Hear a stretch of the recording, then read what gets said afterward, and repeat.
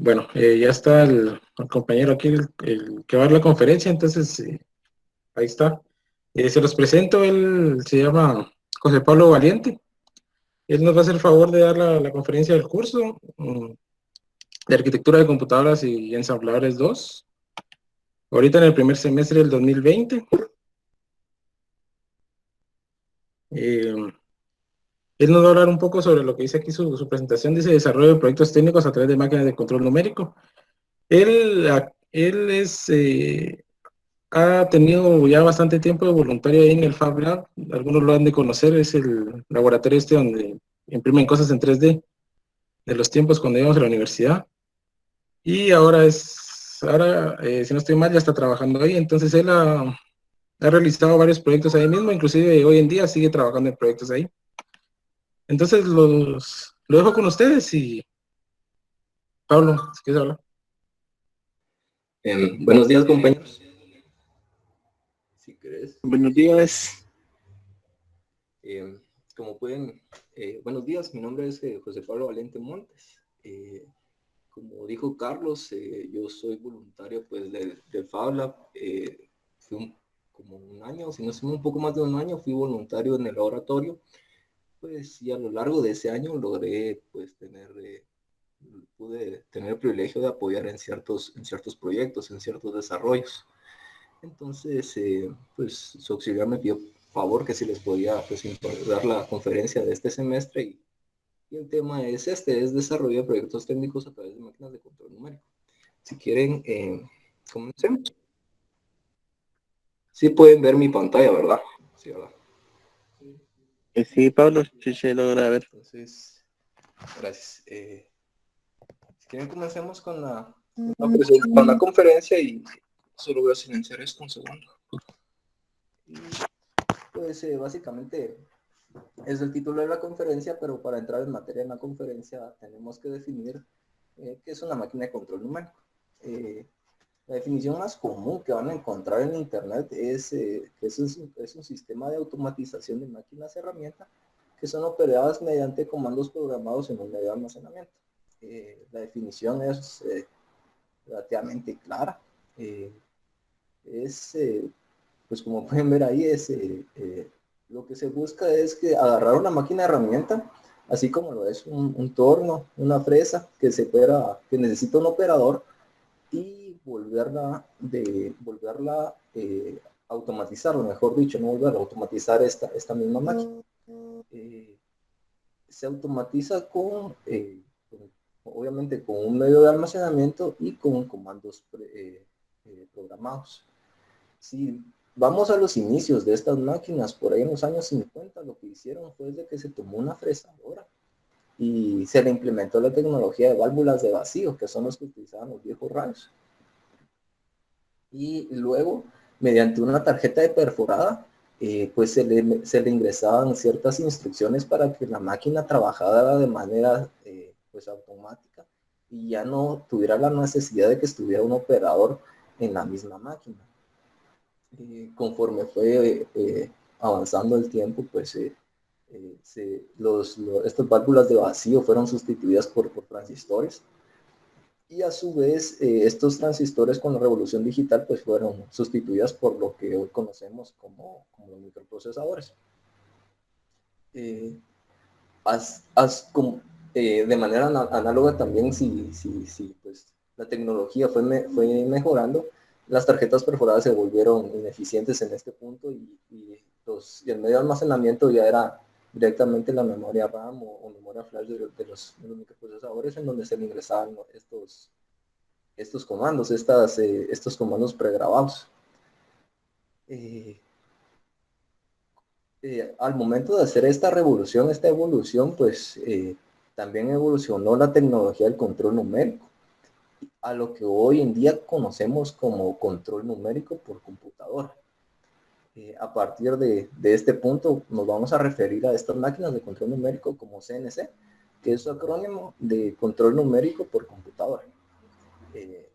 Esta evolución de tecnología de control numérico a control numérico por computadora trajo nuevas prestaciones a estas máquinas automatizadas. Tanto estas prestaciones eran por ejemplo, ayudas de programación, presentaciones gráficas de las trayectorias que manejaban estas máquinas, subprogramas, subrutinas, ya la comunicación con la misma máquina e incluso la integración de la máquina a ciertas redes. Esto gracias a la computadora a bordo que tenía la máquina de control numérico. También gracias a la computadora que tiene esta máquina, la CNC, pues podemos controlar múltiples parámetros, tanto como velocidades, tanto velocidades lineales como angulares, temperaturas, vibraciones, características muy específicas de los materiales con los que estamos trabajando, el desgaste que tienen las herramientas, cuántas horas ha trabajado, y muchas otras variables.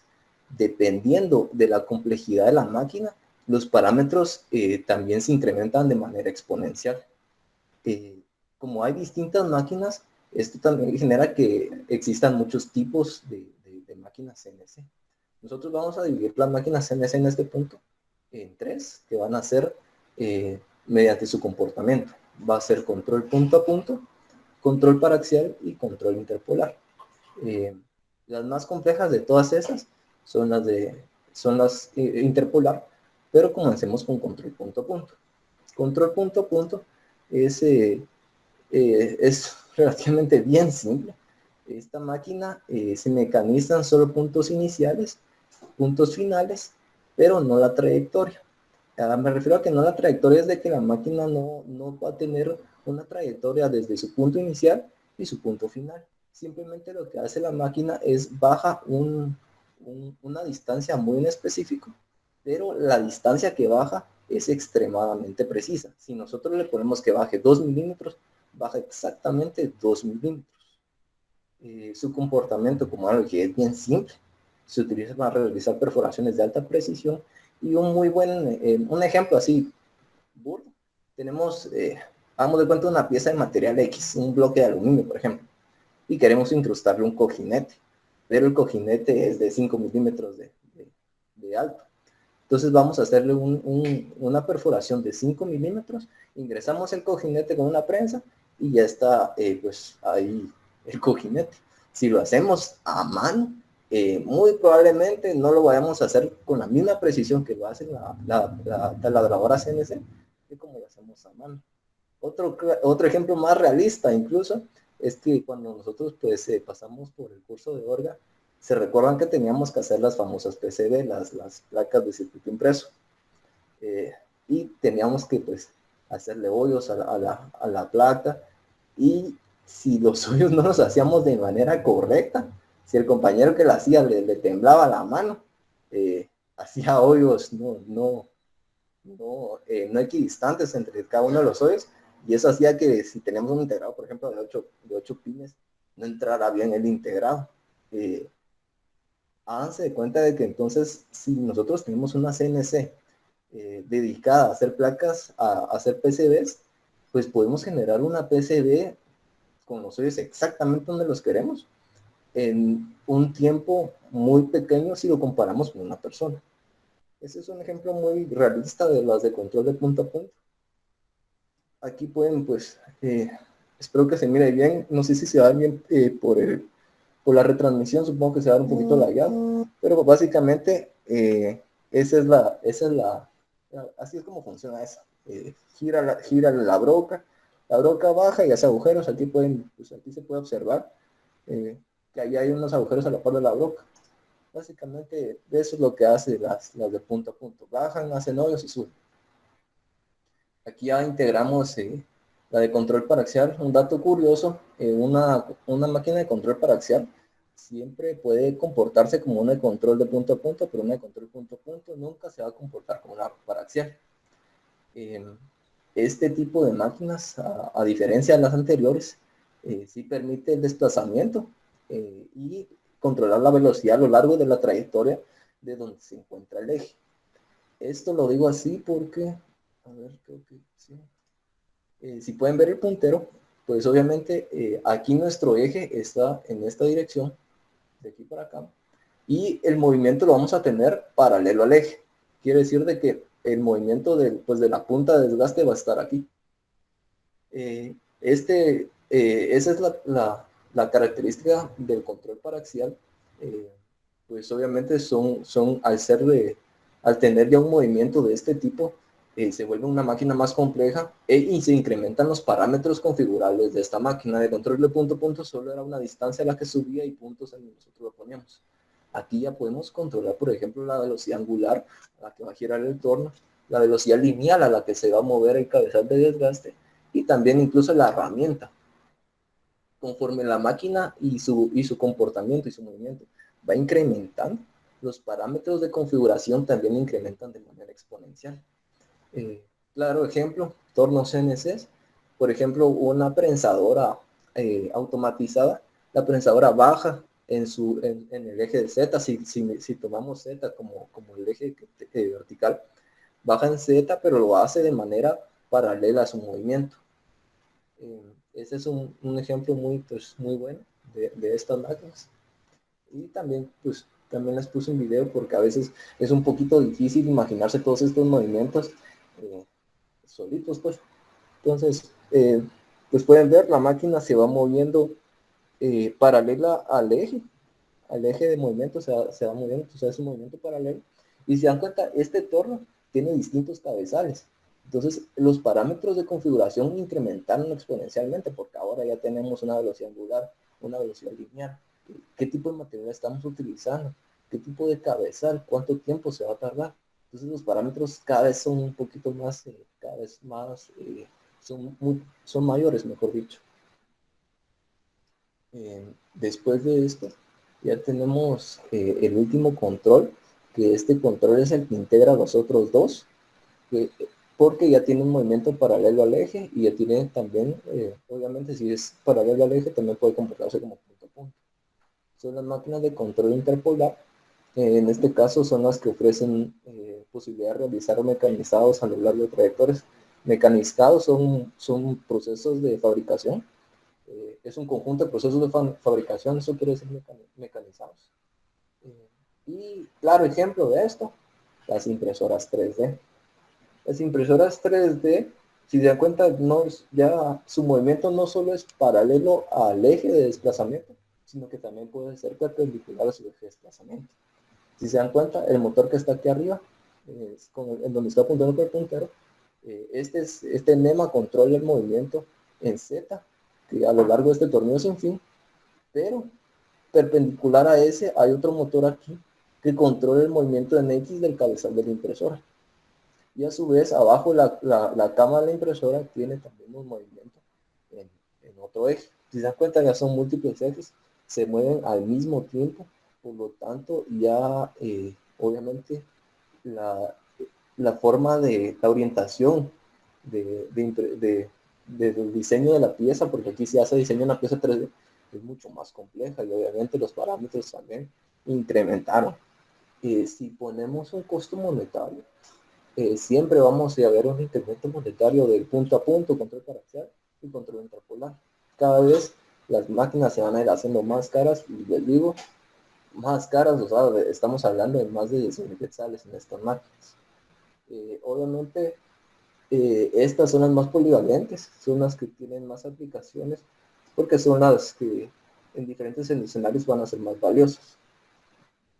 Se preguntarán por qué, rapidito, ese es un ejemplo, si se dan cuenta el movimiento de esas máquinas, eso ya es un centro mecanizado, es extremadamente complejo todo lo que hace, ya son movimientos muy precisos y también son movimientos que no los podría hacer un operador. Si los hace un operador, lo hace en un tiempo muy largo. Se preguntarán, si todas estas máquinas son tan caras y son tan difíciles de operar, ¿por qué me van a servir a mí en un desarrollo técnico? ¿Cómo es posible de que siendo máquinas tan complejas, cualquier persona pueda desarrollar algún proyecto con estas máquinas? Y ahí es en donde entra un tema, o más que un tema, una comunidad muy interesante, que es la comunidad de Fab Labs. Un Fab Lab está caracterizado porque a través de un Fab Lab nosotros podemos tener acceso a todas estas máquinas tan complejas, tan caras, porque ese es el objetivo de un Fab Lab. Un Fab Lab, pues, La definición que está ahí es una definición que hizo Neil Gershenfeld. Gershenfeld es el que se conoce como el padre de los Fab Labs. Él fue uno de los que inició el movimiento. Y él definió un Fab Lab como un laboratorio de fabricación. Realmente es un laboratorio de fabricación digital, que es un lugar para jugar, crear, guiar e inventar. Un lugar para el aprendizaje y la innovación. Los Fab Labs brindan acceso al medio ambiente de las habilidades, los materiales y la tecnología avanzada para permitir que cualquier persona en cualquier lugar pueda hacer casi cualquier cosa. Así es como él definió qué es un Fab Lab y qué es lo que debería de hacer un Fab Lab. Este movimiento, estas comunidades surgieron aproximadamente en el 2001, y a partir del 2001 el crecimiento de todos estos laboratorios ha sido pues relativamente lento, porque del 2001 para acá no ha sido tan grande el crecimiento. Esto se da porque los Fab Labs giran alrededor de dos movimientos sociotecnológicos, que es el famoso do it yourself, hazlo tú mismo, y open source.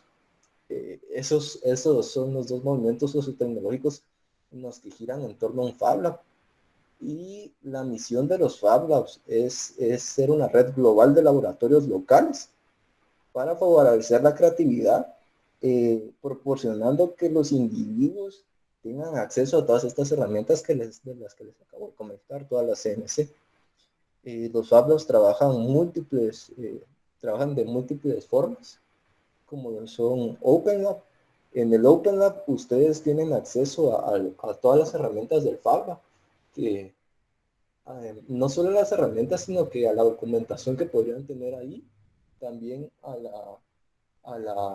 tal vez a la asesoría pues obviamente de algo que ustedes no manejen.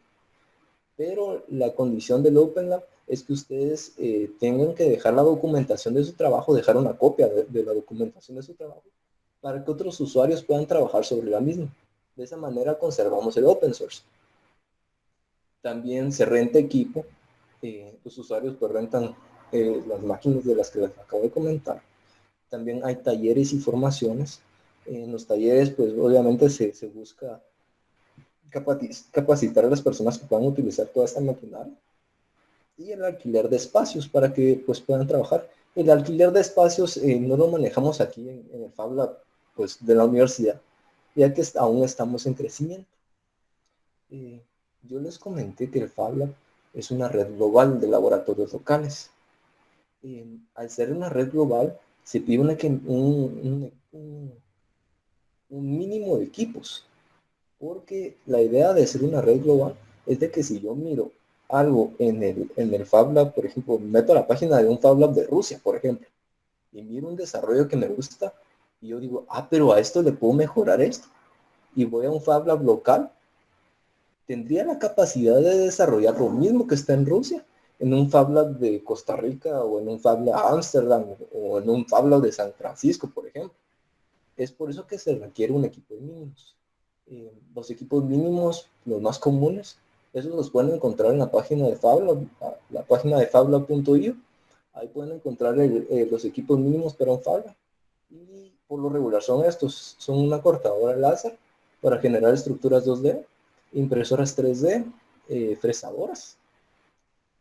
Fresadoras CNC de alta resolución para la fabricación de PCBs. Ruteadoras.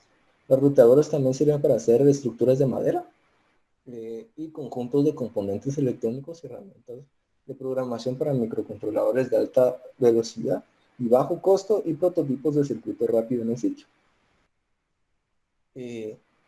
Lo último, se pide este conjunto de componentes para que si se quiere hacer un prototipo en el momento, pues esté todo el equipo a la mano, así como lo son, por ejemplo, los Arduinos. Los Arduinos son las herramientas de programación de microcontroladores de alta velocidad. Ahí se puede quemar rapidito un código cualquiera para hacer pruebas de múltiples componentes electrónicos. ¿Qué máquinas tenemos nosotros acceso?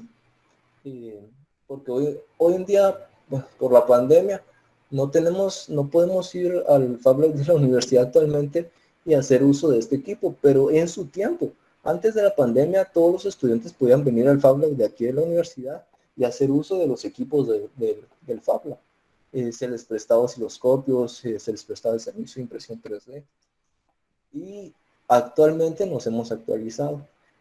Este es un equipo que adquirimos el año pasado, es una cortadora láser CO2, es una cortadora de medianas dimensiones, porque el área de trabajo es de 1,20 m por 60 centímetros, si no estoy mal. Y si se dan cuenta, puede caber una plancha de acrílico fácil, entra toda la plancha. Esta máquina es una máquina de corte láser, funciona con un tubo láser que está ubicado aquí en la parte de atrás, donde tengo el puntero, donde está este agujero. Aquí está el tubo láser, y el tubo láser, cómo funciona es de que genera el láser rebota en un primer espejo que está en esta esquina, luego rebota en un segundo espejo que está aquí, y por último rebota en el cabezal, y el cabezal enfoca el láser hacia abajo y es focalizado con una lupa. Esto para canalizar toda la energía del láser en un punto de 0,02 milímetros, si no estoy mal. De esta manera, al canalizar toda la energía láser, se calienta y logra cortar el material. Corta cualquier material. Estas máquinas pueden cortar cualquier material que no sea reflectivo. Si es reflectivo, existe la posibilidad de que el láser tope en el material, se refleje y regrese el mismo camino, y el láser, pues echarse el láser, se vuelve en el láser. Si se quisiera cortar, ese claro ejemplo es el de los metales. Los metales no pueden ser cortados en este tipo de máquinas láser. Para eso se requiere una serie de lupas especiales, para que cuando el láser rebota ahí, estas lupas refracten la luz y no regrese el mismo camino. Si se quisiera cortar mejor metal, se utiliza una cortadora a plasma. Pero esta máquina está a disposición para que pues, cualquier estudiante pueda utilizarla. Obviamente solo estamos esperando la autorización del CSU cuando pues, ya nos diga que los laboratorios ya pueden regresar, porque obviamente los laboratorios presenciales aún no hay. Y cuando ya se dé la orden de que pues todo se vuelva a la normalidad, el laboratorio también ya va a prestar el servicio de corte láser. Impresoras 3D. Este semestre uno de sus compañeros se abocó pues, al Fab Lab. Se abocó al Fab Lab y llegó con la duda y la consulta de que si se podía imprimir, porque realmente así fue como se dio todo esto. Su auxiliar pues se dio cuenta de la aplicación de esto y le interesó, que fue el smartwatch, que creo que todavía lo están desarrollando. Y tuvieron ellos la inquietud y quisieron hacerlo así, y lograron hacerse encapsulado en PLA, y las bandas las realizaron en TPU, en plástico flexible. Esto se realizó a través de estas máquinas, realmente de las que están de este lado, que son las impresoras 3D, pero de filamento. Esta tecnología es conocida como FDM, es filamento fundido. Lo que hace la máquina es de que se le alimenta con el filamento hacia el cabezal, pasa a través de un hotend, en donde se alcanza la temperatura de 210 grados centígrados. Es un punto en donde el material no lo derrite, o sea, lo calienta lo suficiente como para que el material sea moldeable. Estas impresoras, perdón, estas impresoras pues son capaces de realizar volúmenes relativamente grandes. Si se dan cuenta, la pieza que está realizando aquí es considerablemente grande, se puede ver a simple vista. Pero también contamos con estas otras impresoras. Estas son SLA. Esta es la tecnología de estas impresoras. La diferencia entre estas y estas es la calidad de impresión. Esta calidad de impresión es mucho más fina. Podríamos imprimir piezas en menores a 5 milímetros con alto detalle. Luego tenemos las ruteadoras. Tenemos una ruteadora CNC. Esta también sirve para hacer cortes, pero también sirve para hacer desgastes de Sirve para hacer también desgastes de materiales. Aquí podríamos literalmente esculpir una pieza, pero obviamente hay que generar un código muy elaborado. Todas estas máquinas, como dato curioso, la mayoría de máquinas CNC trabajan bajo un código universal que se llama código G. Es un código de instrucciones en donde pues, se le dice a la máquina qué tiene que hacer. Con la ruteadora también se puede realizar cortes, así como lo pueden ver aquí. Esta plancha que está aquí es ACM y se realizó un corte circular. Aquí también atrás se pueden apresar bien cómo realizó los cortes. Aquí lo que hizo son un par de strays y esta también va a estar a disposición para el estudiantado si quisieran realizar un proyecto en donde tengan que utilizar madera. Eso va a depender mucho de la aplicación de su desarrollo. También tenemos plotters de corte. Esta máquina corta cualquier material menor con un grosor menor a 1 milímetro. 1 milímetro es el grosor máximo. Aquí ustedes pueden realizar cortes en vinil, pueden hacer stickers si quisieran. Y también el cabezal es intercambiable y se le puede poner una pluma. La pluma para hacer un plano así medio burdo, porque si se quiere realizar realmente un plano más especializado, se utiliza un plano, un plotter de impresión. Otro equipo que también tenemos son conjuntos electrónicos. Hoy en día pues contamos con múltiples conjuntos electrónicos como lo son osciloscopios, fuentes de voltaje, multímetros, estaciones de soldadura, pistolas de calor y otros componentes electrónicos pues, que les podría servir a ustedes en la aplicación o en el desarrollo de sus proyectos. Por último, también contamos con múltiples herramientas manuales. Desarrollar hardware sin herramientas manuales es muy complicado, si no es que es imposible. Contamos con, pues, como pueden haber llaves inglesas, ingletadoras, sierras, lijadoras, todo ese tipo de cosas. Ya pasamos de lo que eran las máquinas CNC, donde las podemos conseguir, que son los Fab Labs, pero ahora iniciemos nuestro proyecto, por decirlo así. Y esa es la parte en donde tenemos que pues, realmente plasmar nuestras ideas. Esta es la parte más compleja del desarrollo de proyectos, porque a veces tenemos una idea, pero es muy difícil plasmar la idea. No sabemos cómo poner nuestra idea en pasar de una idea abstracta a algo físico. Entonces, para eso utilizamos lo que conocemos como prototipos. En el Fab Lab utilizamos mucho lo que son desarrollo de prototipos. Y básicamente un prototipo, como lo dice, es el primer dispositivo que se desarrolla de algo y que sirve como modelo para la fabricación de los siguientes o como muestra. Lo habitual es que un prototipo se emplee a modo de prueba antes de proceder a la producción en serie, porque obviamente si vamos a producir en serie y nuestro prototipo tiene fallas, es una gran pérdida. Un prototipo nos permite aterrizar una idea, nos permite pues ahí sí analizar y poner en práctica nuestra idea y detectar ciertas falencias y todo lo que pueda y estas falencias van a permitir que nosotros mejoremos nuestra idea, mejoremos nuestro prototipo y podamos hacer que evolucione. Si hablamos, por ejemplo, de un emprendimiento, un prototipo facilita mucho lo que es la salida del producto al mercado. Lo facilita porque podemos garantizar de que se han solucionado múltiples errores y se han implementado todas las optimizaciones necesarias para ofrecer una buena experiencia al cliente. Básicamente para eso nos sirve el prototipo.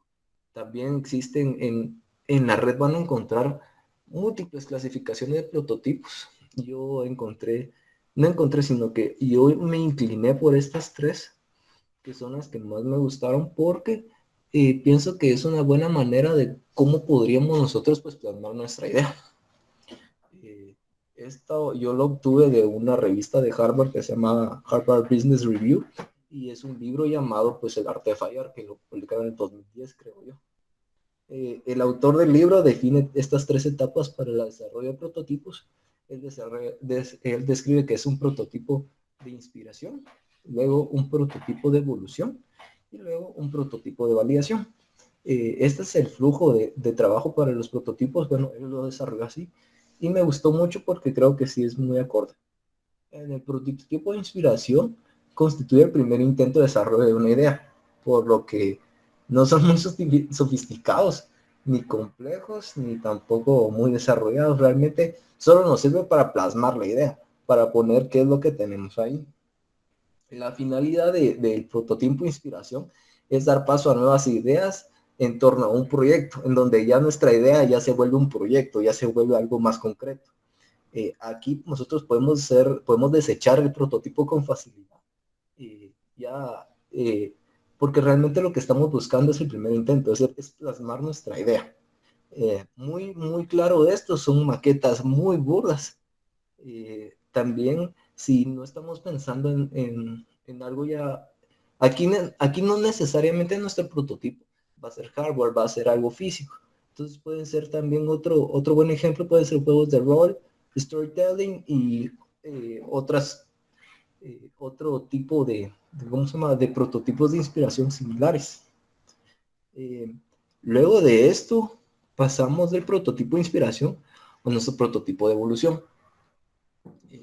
Aquí obviamente los mejores prototipos de inspiración pasan a esta fase, que es la fase de evolución, y estos se caracterizan por tomar más tiempo de desarrollo para dotarlos de más funcionalidades, por lo que también esto hace que estos prototipos se vuelvan más caros y mucho más elaborados. Al ponerlos a prueba, pues obviamente se van a detectar más falencias, más debilidades, pero esto también hace que surjan nuevas ideas, pudiendo mejorar nuestro prototipo inicial, nuestro prototipo de inspiración, pero con una menor tasa de fallos. Aquí ya en este punto, nosotros ya estamos plasmando si nuestra idea ya era algo de hardware, algo físico, ya empezamos a plasmar, ¿cómo se llama?, los prototipos de evolución mediante impresión 3D, tal vez un business model o landing pages también. Aquí ya se está involucrando un poquito el costo monetario y el tiempo de fabricación de este prototipo. Por último, tenemos nuestro prototipo de validación, y el prototipo de validación,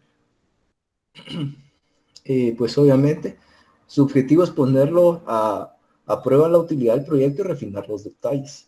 Y aquí, pues esta es la última etapa antes del desarrollo final, y pues obviamente son ejemplares mucho más costosos que el anterior, y por ende se desarrollan a una menor cantidad. La cantidad de prototipos también va a ir disminuyendo conforme vayamos a ir evolucionando. En los últimos prototipos, el prototipo de validación, ya solo vamos a tener 1 o 2 prototipos, sin mucho. Ya teniendo 2 prototipos de validación, ya incluso no es tan viable, porque para eso tenemos las otras 2 etapas. En esta ya nuestro prototipo ya tendría que ser ya tendría que ser único. Y de ese se replican varios para dárselos a múltiples usuarios y a ponerlo a prueba. Me gustó bastante este flujo de trabajo de prototipos, porque creo que es muy válido y plasma bastante qué es lo que tendríamos que ir tomando en cuenta si nosotros quisiéramos hacer el desarrollo de un proyecto. Para desarrollar un proyecto, pues necesitamos ciertos perfiles necesarios para hacer este desarrollo. En el Fab también fomentamos eso, que no solo hayan estudiantes de una sola índole, o sea, no solo de electrónica, no solo de mecánica, sino que tener múltiples estudiantes de múltiples disciplinas, porque los distintos puntos de vista, los distintos puntos de formaciones nos dan un espectro mucho más amplio de cómo tratar un proyecto. Obviamente necesitamos conocimiento de mecánica, porque si nuestro prototipo, nuestra idea es hardware, tenemos que hacer un análisis mecánico de fuerzas y otras cosas. Modelado 3D muy importante, porque a través del modelado 3D podemos desarrollar los encapsulados, simulaciones digitales. Tal vez antes de pasar a lo que es el hardware, tendríamos que hacer una simulación digital para ver si realmente es viable el proyecto. Obviamente tenemos que tener conocimientos de programación para poder desarrollar estas simulaciones, conocimientos de electrónica. Si nuestro prototipo involucra hardware, tendríamos que saber electrónica, pero también múltiples conocimientos auxiliares dependiendo de la necesidad del proyecto, ya que el proyecto pues realmente el proyecto es el que manda cuáles son nuestras necesidades y qué conocimientos necesarios tenemos que tener para desarrollar nuestro proyecto. Ya quisiera aquí adentro, en donde pues tal vez nuestra carrera ya se empiece a involucrar de lleno. Este proyecto que está aquí, perdón, fue desarrollado por el ingeniero Eric Díaz. Eric Díaz es un ingeniero en ciencias y sistemas, egresado de nuestra escuela, de nuestra facultad y de nuestra universidad. Y él desarrolló y comenzó con este pequeño proyecto, que a la larga se volvió un proyecto muy, muy grande. Él lo que hizo fue una réplica del robot que se llama hoy en día Spot. Tal vez algunos lo vieron en Navidad del año pasado. Boston Dynamics sacó un video de unos robots bailando. Entre ellos estaba Spot, que es un cuadrúpedo. Y él comenzó con un desarrollo a través de una máquina de CNC, que es una impresión 3D. En esta primera se pueden dar cuenta de que lo primero que hizo fue obviamente realizar el hardware. Aquí él prototipó las piezas poniéndolos en impresión 3D, probando distintos parámetros para ver cuáles eran las configuraciones necesarias para saber cuáles son el grosor de capa, la altitud de capa, el grosor de ¿cómo se llama?, de la pieza y muchos otros parámetros para poder tener el hardware necesario para meter todo. Luego ya se pasó a la parte electrónica. Lo que ven aquí, esta cámara que está aquí, es una cámara no especial, pero sí es una cámara a profundidad. Es una Intel RealSense, una cámara muy potente de profundidad. Y esto que está aquí es una mini computadora y es una Jetson. La Jetson es una mini computadora especializada para el desarrollo de inteligencia artificial. Él en quiso implementar aquí, él le quería implementar, no le quería, le implementó a este prototipo RL, que es una rama de inteligencia artificial, que es Reinforcement Learning. Esto es aprendizaje por reforzamiento. Este tipo de inteligencia es muy interesante porque se tiene un agente y a la gente se le estimula con una recompensa y un castigo. Al recompensarlo con castigo y recompensa, tiene una serie de reglas en la gente y la gente va determinando si las acciones tomadas le dieron recompensa o castigo, y en base a eso la gente va aprendiendo. Es una de las ramas de inteligencia artificial que más se parece al comportamiento del ser humano, porque el ser humano, por ejemplo, no mete la mano en una candela porque sabe que le va a quemar el fuego de la candela. Por lo tanto, ahí hay un estímulo negativo y el estímulo positivo sería no me queme. Por lo tanto, RL es uno de los mejores asociados al comportamiento humano. Él utilizó esta Jetson para implementarle RL al Spot, que ya pueden ver aquí ya ensamblado por completo. Aquí hay un pequeño video. Esto que está aquí, ahí si se dan cuenta, voy a pausar. Lo que ven aquí, esto que no sé si pueden ver mi puntero, es un mapa, parece ser lo que parece ser un mapa de calor, pero no es un mapa de calor. Lo que hace es de que las tonalidades azules quiere decir que son objetos detectados más cerca, y las tonalidades amarillas, rojas y más oscuras son las partes más lejanas que detecta la cámara. Aquí se puede ver, se puede apreciar claramente lo que en su tiempo fue lo que algunos conocemos como Kinect, que es el sistema de profundidad de Xbox. Creo que hoy en día está descontinuado, pero utiliza el mismo principio. Aquí Eric ya está haciendo, el ingeniero ya está haciendo pruebas, pues, ya está tomando en cuenta muchos parámetros para pues, ahí sí mapear estos parámetros y pasárselos a la inteligencia para que la inteligencia determine qué hacer con estos parámetros. Por último, él aquí utilizó esto que ven aquí, ya es en donde tal vez en nuestro campo ya tendríamos aplicación, ya nosotros estaremos involucrados muy, muy directo, y esto ya es la simulación 3D. Si se dan cuenta, él ahí está simulando los movimientos de Spot, los está simulando a través de un software que se llama Gazebo, con una integración con ROS. ROS está catalogado como un sistema operativo de robótica. y él logra hacer estos movimientos a través de Gazebo, en donde él configura un URTF, si no estoy mal. Sí, cabal. URDF es la cosa. A través del URDF él define ciertos pivotes en donde él carga los archivos 3D, y en los archivos 3D él define dónde están los pivotes de movimiento, y a través del URDF él define cómo mover el spot, cómo él se tendría que comportar. Esto es algo muy innovador, porque si nosotros quisiéramos realizar estos movimientos en el verdadero hardware y hacemos un movimiento que no tendríamos que hacer, nos podríamos volar un par de motores o romper una pieza. Entonces, esto nos ahorra dinero, nos ahorra costos. Es una integración muy bonita, es algo muy innovador. No tiene mucho tiempo, creo que tiene unos 2 o 3 años de haber salido ROS. No, ROS ya tiene más tiempo, pero Gazebo creo que no tiene mucho tiempo. Esta es una aplicación que me gustó bastante, por eso la quise incluir dentro de la presentación. Y aquí hay otro video del mismo spot, donde ustedes pueden ver cómo él, obviamente no lo están escuchando, pero él está hablando a esa cabeza de Artu, que adentro trae ¿cómo se llama? Es un Google Assistant, pero es el desarrollador es el kit development. Entonces él está hablando pues a la cabeza, y del otro lado Spot, conectado en la misma red, detecta de que se tiene que encender, y pues obviamente hace un pequeño salto el Spot y regresa a su estado original. Si se dan cuenta que él empezó a integrar múltiples disciplinas en este proyecto, que él comenzó como un do it yourself, hazlo tú mismo.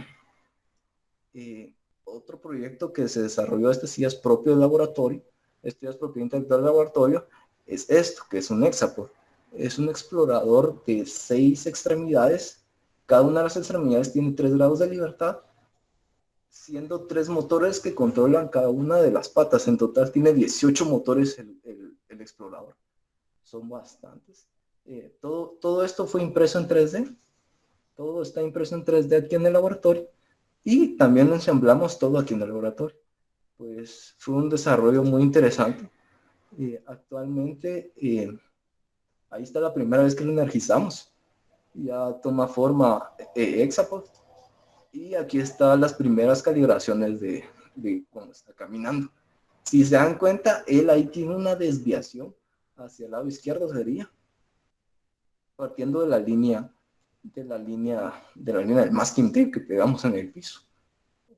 Si se dan cuenta, ahí él se desvía, y esto se generó ahí, es en donde pues para eso nos sirven los prototipos. Antes de realmente terminar un desarrollo, nos dimos cuenta que las partes de estas impresiones en plástico flexible no eran buenas, porque eran completamente lisas, no eran texturizadas. Entonces eso hacía que cada una de las extremidades del Hexapod se deslizara y no tuviera un agarre, no generara fricción para que él se pudiera impulsar. Entonces realmente lo que estaba haciendo era deslizándose sobre el piso, y no estaba realmente caminando.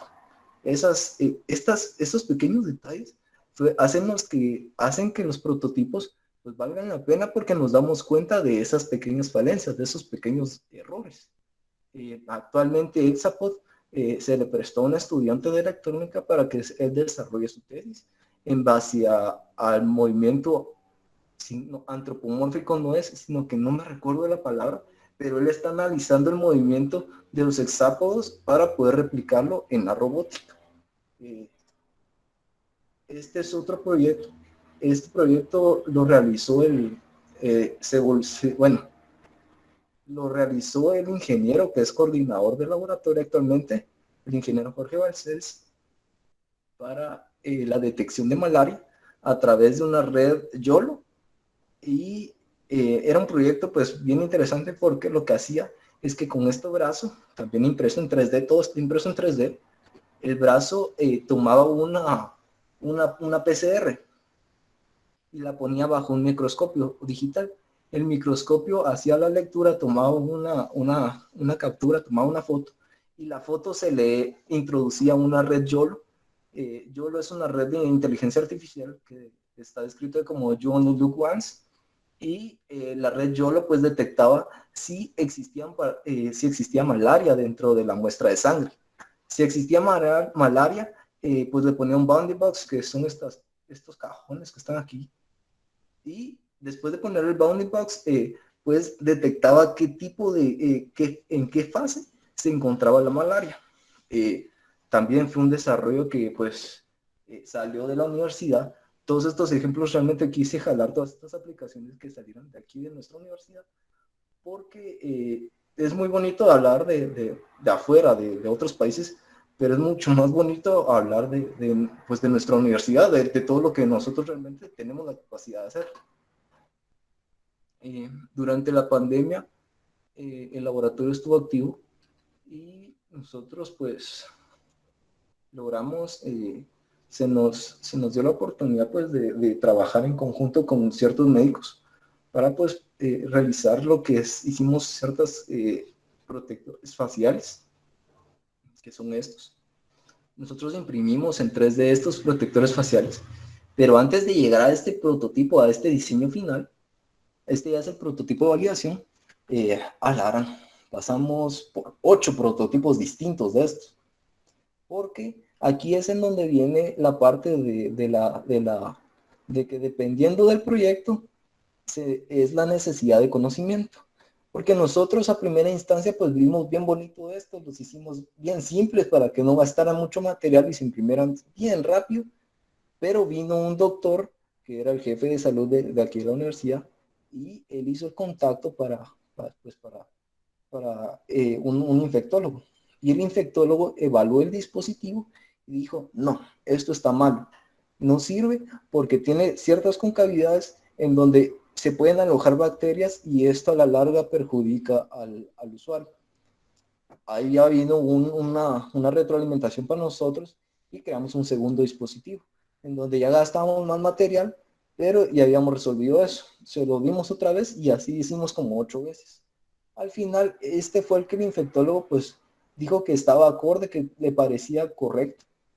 Y nosotros empezamos a fabricar en paleta esto.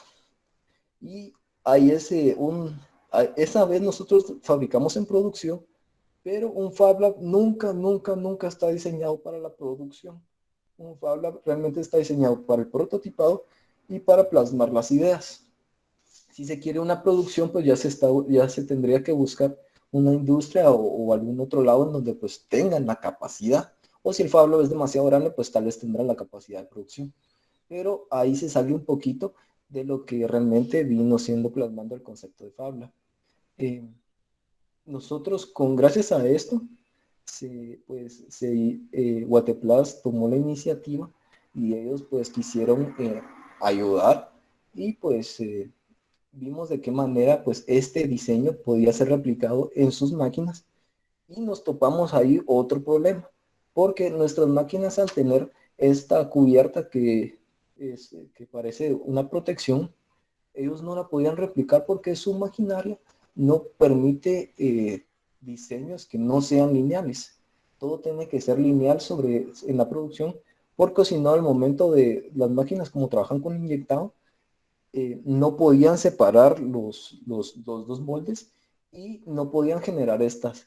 Por lo tanto, nuestro prototipo de validación dio un paso atrás otra vez al prototipo de evolución y otra vez nos tocó rediseñar todo esto para volver otra vez a un prototipo de validación. Ahí tuvimos un paso hacia atrás, pero nos dimos cuenta que tenían que tenían falencias que nosotros no vimos porque nosotros no llegamos al punto de producción hasta cuando Guateplas nos contactó. Aquí fue pudimos apreciar bien claro cómo fue que se desarrollaron los prototipos. Luego también, obviamente, se hicieron cámaras de intubación. Los doctores también dieron sus puntos de vista. Nosotros decíamos una cosa, pero los doctores nos decían otra porque no era acorde a lo que ellos sabían, lo que nosotros sabíamos, porque nosotros miramos de que se hiciera lo más barato posible, pero ellos miraban de que realmente fueran funcionales. También se hicieron laringos. Los laringos se utilizaban para esto exactamente. Aquí, pues menos mal logramos tapar la cara de la señora, pero aquí lo que se está haciendo es de que se está utilizando un laringo para hacer una intubación. Uno de estos dispositivos nos hizo el comentario uno de los doctores de que costaba aproximadamente 80,000 quetzales un laringo con una cámara con fibra de vidrio. Obviamente esto no es la calidad que va a tener un producto así, pero para salir de una emergencia es un prototipo muy, muy aceptable. Más en nuestro país, en donde pues nuestro sistema de salud es deficiente. Por último, quiero hablarles de este proyecto. Este es el proyecto actual que se está desarrollando en el laboratorio. Es un asistente agrícola, se llama así, asistente agrícola F2R, alias FarmBot. Realmente lo que es un robot agrícola, es un robot de tipo asistente, y lo que hace es trabaja de manera semiautónoma. El robot va a ir a lo largo de los sembradíos y va a ir sembrando, va a ir también censando. La primera etapa del robot es el censado. Se va a hacer una mesh de sensores en donde se va a ir pues implantando sensores a lo largo de todo el campo, a lo largo de todo el sembradío, para poder tener una lectura de temperaturas, humedades relativa y específica. Otra cosa, temperatura, humedades, y posicionamiento GPS.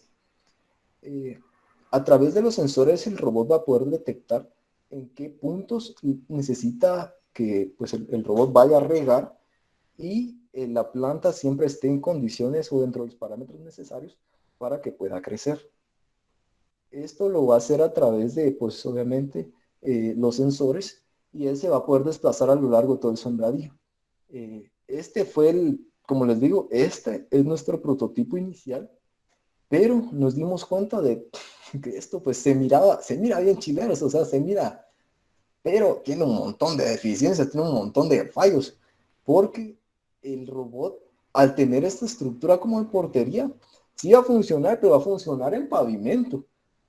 Aquí se va a trabar y muy posible al momento de que estén funcionando los motores, esta estructura de aquí no vaya a ser completamente sólida, y pueda que haya un punto de fractura aquí arriba.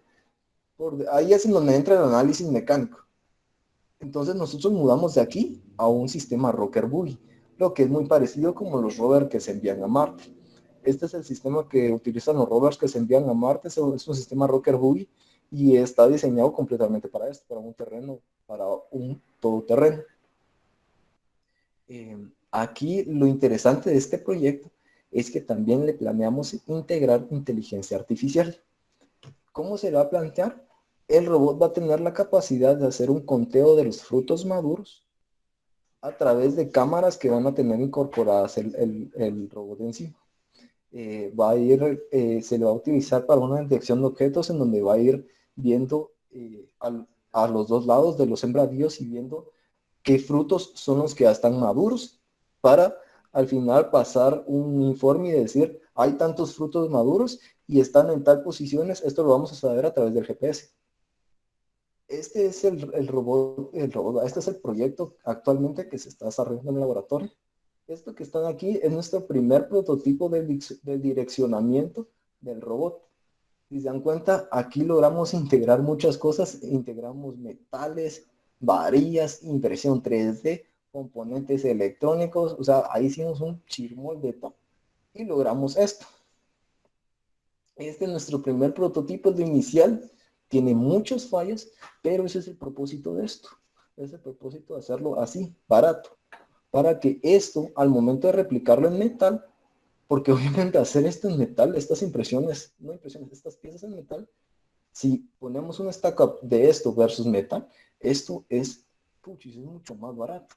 Entonces, esa es la finalidad de los prototipos, de realmente hacer algo barato para detectar fallos.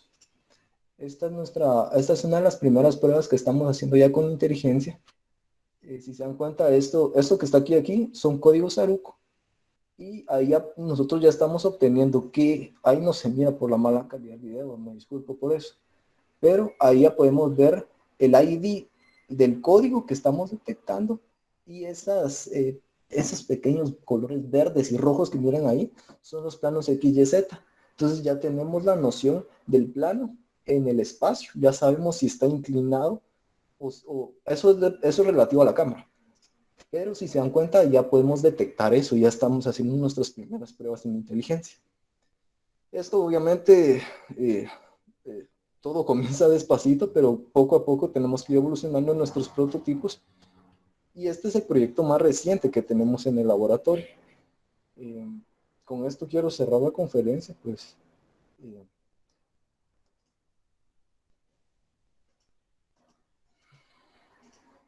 Pues con esto quiero cerrar la conferencia para que pues a través de todos estos ejemplos ustedes puedan realmente darse una pequeña noción de qué es lo que conlleva el desarrollo de un proyecto a través del uso de estas máquinas, porque a través de estas máquinas nosotros podemos plasmar nuestras ideas y hacer que éstas evolucionen.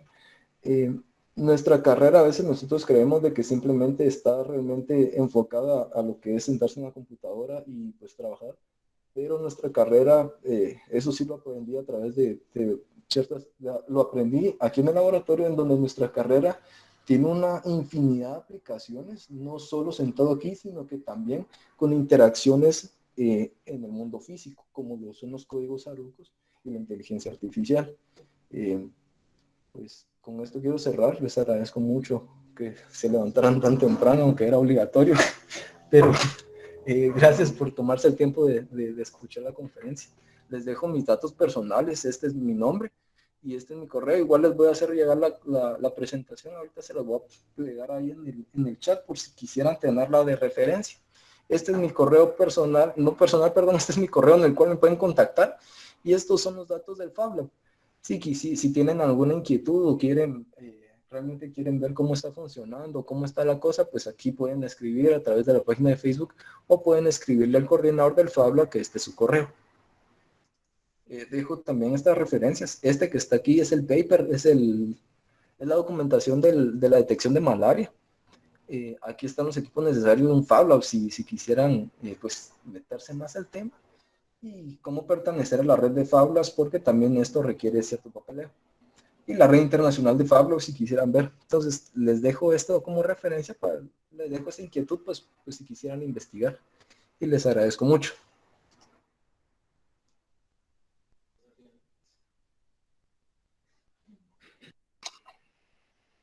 Bueno, gracias Pablo. No sé si alguien tiene alguna duda con todo lo que acabamos de ver.